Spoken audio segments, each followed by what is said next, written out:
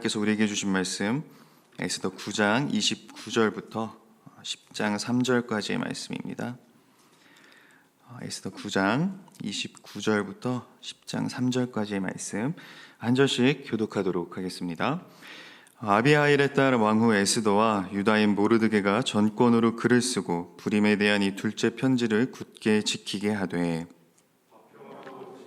말로 편지를 써서 아수에로의 나라 127지방에 있는 유다 모든 사람에게 보내어 정한 기간에 이 불임일을 지키게 하였으니 이는 유다인 모르드게와 왕후 에스더가 명령한 바와 유다인이 금식하며 부르짖은 것으로 말미암아 자기와 자기 자손을 위하여 정한 바가 있음이더라. 에스더의 명령이 이 불임에 대한 일을 견고하게 하였고 그 일이 책에 기록되었더라. 아수에로 왕이 그의 본토와 바다 섬들로 하여금 조공을 바치게 하였더라. 왕의 능력 있는 모든 행적과 모르드게를 높여 사적이 메대와 바사 왕들의 일기에 기록되지 아니하였느냐. 함께 읽겠습니다.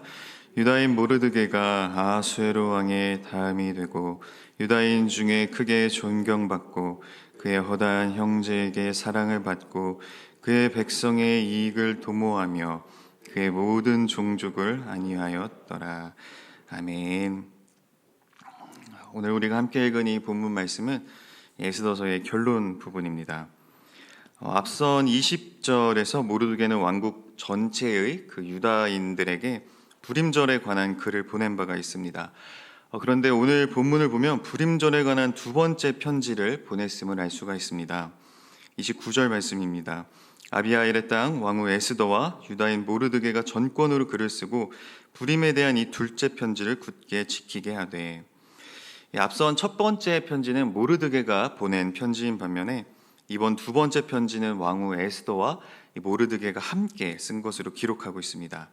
특별히 전권으로 글을 썼다라고 밝힘으로써 이 두 번째 편지는 왕후의 권위를 사용해서 보낸 것임을 알려줍니다. 새로 세워진 이 불임절을 공식적으로 확립을 하고 모든 유다인이 의무적으로 굳게 지키도록 선포를 한 것입니다. 이어서 이 편지의 내용이 화평하고 진실한 말로 쓰여 있음을 말씀합니다. 30절 말씀입니다. 화평하고 진실한 말로 편지를 써서 아수에로의 나라 127지방에 있는 유다 모든 사람에게 보내요. 이 화평하고 이 진실한 말을 원어 그대로 직역을 하면 평화와 진리의 말이 됩니다. 유다인들이 위기 속에서 간절히 구했던 것이 바로 이 평화와 진리였죠. 이 하만의 조서로 인해 몰살당할 위기에 처했던 유다인들은 옷을 찢고 굵은 베옷을 입고 재를 뒤집어 쓰고 성중에 나가서 통곡을 했습니다. 이렇게 평화가 깨져버린 배경에는 이 하만의 미움과 또 속임, 또 거짓이 있었습니다. 하지만 에스더와 모르드게의 활약으로 유다인들에게 이 평화가 찾아오고 진실이 밝혀졌습니다. 이 사실을 30절 말씀을 통해 다시금 짚고 또 넘어가고 있죠. 하지만 이 평화와 진리가 결코 이 에스더와 모르드게로부터 임한 것은 아니라는 사실을 기억해야 합니다. 이 동서고금을 막론하고 모든 인류는 이 평화와 진리를 추구해야 했습니다. 하지만 그 누구도 이 참된 평화를 이룰 수가 없었고 참 진리를 찾을 수가 없었습니다. 이 평화와 진리는 오직 하나님으로부터만 오는 것이기 때문입니다. 하나님께서 허락해 주셔야만 우리는 참된 평화를 누리며 진리 안에 거할 수가 있는 것입니다. 유다인들에게 이렇게 에스더와 모르드게를 통해 평화를 주신 분은 하나님이십니다. 에스더와 모르드게는 그 사실을 잘 알고 있었습니다. 그래서 이 두 번째 편지를 통해서 그 부분을 분명하게 한 것이죠. 이 두 번째 편지를 보낸 이유가 이어지는 31절에 잘 드러나 있습니다.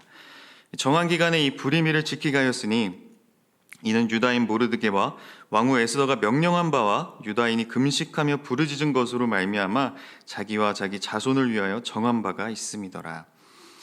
자칫 에스더와 모르드게는 이 자신들의 전략과 용기로 이 하만의 계략을 무너뜨리고 유다인들을 구원했다는 그런 교만에 빠져서 자신들의 의의를 드러낼 수도 있었을 것입니다. 자신들의 공로를 드러내고 사람들의 인정과 또 칭송을 받고 싶은 마음이 들었을 수도 있었겠죠. 그래서 에스더와 모르드게는 이 모든 것들이 자신들로부터 임한 것이 아니라 오직 여호와 하나님으로부터 임한 것임을 분명히 하기 위해서 이 금식하며 부르짖음이라는 이 내용을 이 두 번째 편지에 추가한 것입니다. 모든 유다 민족이 하나님 앞에 금식하며 부르짖었을 때 자비하신 하나님께서 그 부르짖음을 들으시고 긍휼을 베푸셔서 자신들을 구원하셨음을 이 절기를 통해서 분명하게 기억하자는 것입니다. 이 부분을 분명하게 하지 않으면 나중에 세월이 흘러서 이 불임절의 출발점이 되었던 이 유다인의 금식과 부르짖음은 사라지고 이 승리의 기쁨만 나누며 이 방종에 빠지는 이런 반쪽짜리 축제가 될 가능성이 있습니다. 이 승리의 돛이 되어서 그 승리를 가져다 주신 하나님은 까맣게 잊은 채 그저 자신들끼리 즐기는 것으로 변질되지 않도록 에스더와 모르드게는 이 금식과 부르짖음을 추가하여서 이 불임절의 존재 이유를 분명하게 했습니다. 32절 말씀입니다. 에스더의 명령이 이 불임에 대한 일을 견고하게 하였고 그 일이 책에 기록되었더라. 이 에스더의 명령으로 이 불임절 준수 규례가 의무화가 되었습니다. 유다인들이 뜻을 정한 것에 더하여 이 왕후의 권위를 더해서 이 불임절 준수 규례를 더욱 굳건하게 한 것이죠. 그럼으로써 이 불임절이 결코 패할 수 없는 그 절기로 정착되었음을 잘 보여주고 있습니다. 유다 민족이 하나님의 은혜로 이 원수의 손에서 건짐을 받은 그것을 기념하는 이 절기는 이 오랜 세월 다른 민족의 지배를 받은 이스라엘 사람들이 하나님께 소망을 두고 힘을 낼 수 있도록 해준 아주 중요한 절기가 되었습니다. 비록 여전히 예루살렘은 무너져 있고 또 다윗 왕조가 멸망을 당해서 포로로 잡혀있는 그 현실은 그대로이지만 이 불임절이 바사 제국 전체에 선포됨으로써 하나님께서 여전히 그들 가운데 계시며 그들을 보호하신다는 그 사실이 확증이 되었습니다. 하나님께서 온 땅의 주인이시며 또 역사의 주관자가 되셔서 세상의 모든 나라를 다스리고 계심을 우리는 이 불임절을 통해서 알 수가 있는 것입니다. 이 사실을 좀 더 명확하게 전달하기 위해 에스더의 저자는 10장 말씀을 추가로 더 기록을 했습니다. 10장 1절과 2절 말씀입니다. 아하수에로 왕이 그의 본토와 바다섬들로 하여금 조공을 바치게 하였더라. 왕의 능력 있는 모든 행적과 모르드게를 높여 존귀하게 한 사적이 메대와 바사 왕들의 일기에 기록되지 아니하였느냐. 이 말씀을 통해서 아하수에로가 다스리는 이 제국이 엄청난 번영을 누렸음을 알 수가 있습니다. 127 지방을 넘어서 바다까지 뻗어나간 이 제국은 바다에 있는 섬들조차 다스리며 조공을 받을 만큼 막강했습니다. 이러한 제국의 찬란한 영광이 그 메대와 바사 왕들의 일기에 다 기록이 되었습니다. 그렇다면 이러한 제국의 번영과 영광은 다 아하수에로의 그 탁월한 능력과 통치 덕분이었을까요? 마지막 3절 말씀을 보면 그게 아님을 알 수 있습니다. 유다인 모르드게가 아하수에로 왕의 다음이 되고 유다인 중에 크게 존경받고 그의 허다한 형제에게 사랑을 받고 그의 백성의 이익을 도모하며 그의 모든 종족을 안위하였더라. 결코 아하수에로 왕이 탁월해서 바사 제국이 이렇게 큰 번영과 영광을 누린 것이 아닙니다. 아하수에로 왕이 모르드게에게 자신의 권세를 맡겼기 때문입니다.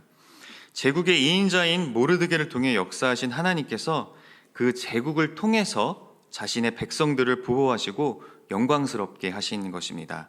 마치 애굽의 2인자였던 요셉을 통해 애굽이 번영을 누리고 그 애굽을 사용해서 이스라엘 민족을 기근 가운데서 보호하신 것과 같습니다. 그러고 보면 요셉과 모르드게는 참 공통점이 많습니다. 두 사람 모두 이방인이었지만 지혜와 능력을 인정받아 큰 권세를 누렸습니다. 요셉이 극심한 기근에 대비해 많은 사람을 살렸던 것처럼 모르드게 역시 수많은 유다인들을 위기에서 건져냈습니다. 또 요셉이 보디발의 아내로부터 유혹을 받았을 때 그 유혹에 넘어가지 않고 신앙의 절개를 지켰던 것처럼 모르드게 역시 하만에게 무릎을 꿇지 않으며 그 신앙의 절개를 지켰습니다. 그리고 무엇보다 두 사람 모두 하나님께서 역사의 주관자가 되신다는 그 사실을 기억하며 하나님의 주권과 그 섭리를 인정했습니다. 요셉은 애굽의 총리가 된 후 만난 형들에게 이렇게 고백했습니다. 창세기 45장 7절과 8절 말씀입니다. 하나님이 큰 구원으로 당신들의 생명을 보존하고 당신들의 후손을 세상에 두시려고 나를 당신들보다 먼저 보내셨나니 그런즉 나를 이리로 보낸 이는 당신들이 아니요 하나님이시라. 하나님이 나를 바로에게 아버지로 삼으시고 그 온 집의 주로 삼으시며 애굽 온 땅의 통치자로 삼으셨나이다. 요셉은 자신이 형들로 인해서 이 애굽의 노예로 팔려온 것과 또 억울한 누명을 쓰고 감옥에 갇혔던 그 모든 것들이 다 하나님의 뜻과 그 계획 가운데 이루어진 것임을 믿음으로 고백을 했습니다. 하나님의 주권과 섭리를 인정한 것이죠. 모르드게 역시 마찬가지입니다. 민족이 큰 위기에 처했을 때 에스더를 찾아가 다음과 같이 말했습니다. 에스더 4장 14절입니다. 이때 네가 만일 잠잠하여 말이 없으면 유다인은 다른 데로 말미암아 노임과 구원을 얻으려니와 너와 내 아버지 집은 멸망하리라. 내가 왕후의 자리를 얻은 것이 이때를 위함이 아닌지 누가 알겠느냐 하니, 모르드게는 에스더가 이 왕후의 자리에 오른 것이 전적으로 하나님의 뜻임을 알고 있었습니다. 역사의 주관자가 되시며 이 대제국 이 바사를 통치하시는 하나님께서 허락하셔야만 그런 큰 권세를 누릴 수 있음을 모르드게는 분명히 알았습니다. 그래서 에스더에게 그렇게 말했을 뿐만 아니라 자신이 바사 제국의 2인자가 된 후에도 하나님께서 자신에게 맡겨주신 그 권세를 하나님의 영광과 또 하나님 백성을 위해 사용했습니다. 그렇기에 오늘 본문 마지막 말씀처럼 유다인 중에 크게 존경받고 그의 허다한 형제에게 사랑을 받을 수 있었던 것이죠. 요셉과 모르드게의 모습을 통해 우리는 분명한 진리를 알 수가 있습니다. 어떤 상황과 환경에 처할지라도 그 신앙의 정절을 지키며 역사의 주관자 되시는 하나님을 경외하고 그분의 주권과 그 섭리를 인정하는 자를 하나님은 들어서 사용하신다는 것입니다.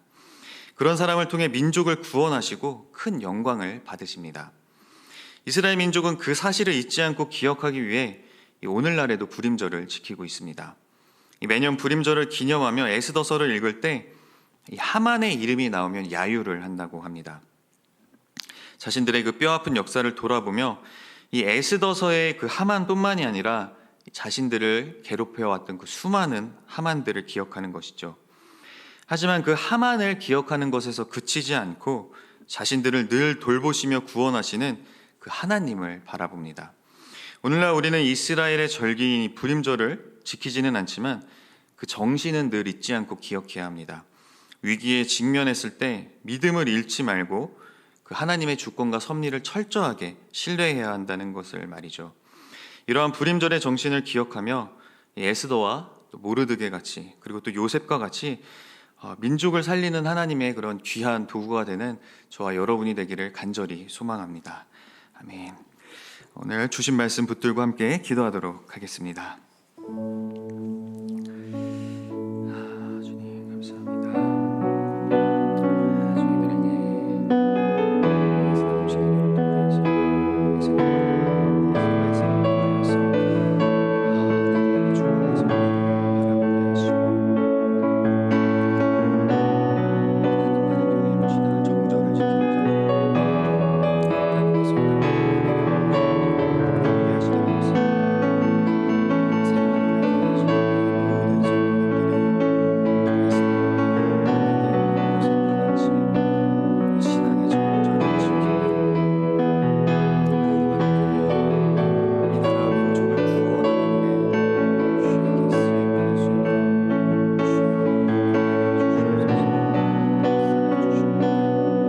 지키는 하나님께서